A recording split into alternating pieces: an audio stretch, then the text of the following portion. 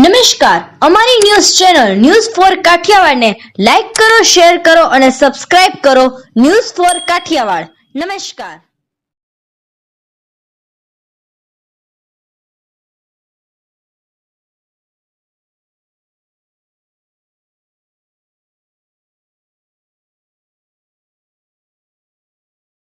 જૂનાગઢ વંથલી નજીક વાડલા ફાટક વિસ્તારમાં દીપક અગ્રાવત નામના વ્યક્તિએ આપઘાત કર્યાનો મામલો.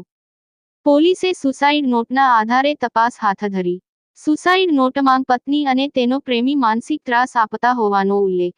પત્ની દક્ષાબેન જોબ અર્થે દુબઈ રહે છે. મૃતક દીપક અગ્રાવતે ઝેરી દવા પીને કરેલ આપઘાત. દીપક અગ્રાવતને પત્નીના અન્ય ઇસમ સાથે સંબંધની જાણ થયેલ હતી. બાદમાં પત્ની અને પ્રેમી શ્યામ શાહ દ્વારા દીપક અગ્રાવતને માનસિક ત્રાસ આપવામાં આવતો હોવાનો ફરિયાદમાં ઉલ્લેખ.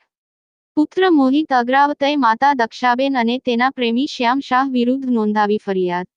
વંથલી પોલીસે વધુ તપાસ હાથ ધરી. જી સર, મંથલી પોલીસ સ્ટેશનમાં ભારતીય ન્યાય સંહિતાની કલમ 108, 54, 351, 3 મુજબ ગુનો દાખલ કરવામાં આવ્યો છે. મરણ જનાર દીપકભાઈ અગ્રાવતના પત્ની દક્ષાબેન અગ્રાવત અને અન્ય આરોપી શ્યામ શાહ, આ બંને વચ્ચે પ્રેમ સંબંધ હોય તે બાબતે આ મરણ જનાર દીપકભાઈ અગ્રાવતને ખબર પડતા તેમણે પોતાની પત્નીને સમજાવવાનો પ્રયત્ન કરેલ, પરંતુ તેમ આરોપી નંબર 1 આ મરણ જનારના પત્ની દક્ષાબેન અને અન્ય આરોપી શ્યામ શાહ, આ બંને તેને અવારનવાર માનસિક ત્રાસ આપેલો અને એમને સમજાવવા છતાં છે પોતાનો પ્રેમ સંબંધ શરૂ રાખેલો.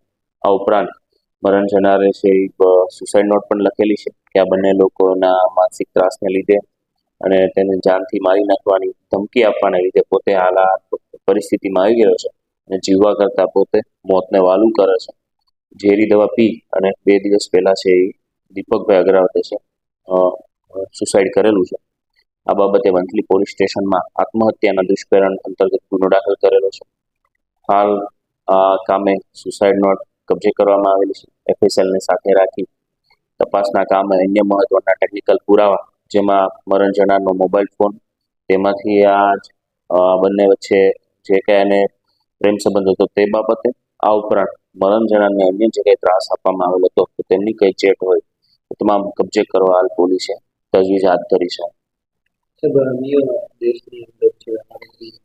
મરણ જનારના પત્ની દક્ષાબેન છે તે હાલ દુબઈ છે, તો આ બાબતે તે કેટલા સમયથી દુબઈ રહે છે, જે આરોપી છે શ્યામ શાહ તેની સાથે કઈ રીતે સંકળાયેલા છે અને મરણ જનાર અને આ જે અન્ય વિગતો લખી છે કે તેમના ફોનમાંથી પણ આ બંને વચ્ચે જે ચેટ છે તે મળી આવશે. આ ઉપરાંત તેને જાનથી મારી નાખવાની ધમકી આપેલી છે તેની પણ મહત્વની ચેટ મળી આવશે. તો એમનો મોબાઈલ ફોન છે તે પેટર્ન લોક હોય તેને પણ એફએસએલની મદદ લેવામાં આવશે અને ફોરેન્સિક સાયન્સ લેબમાં મોકલવામાં આવશે.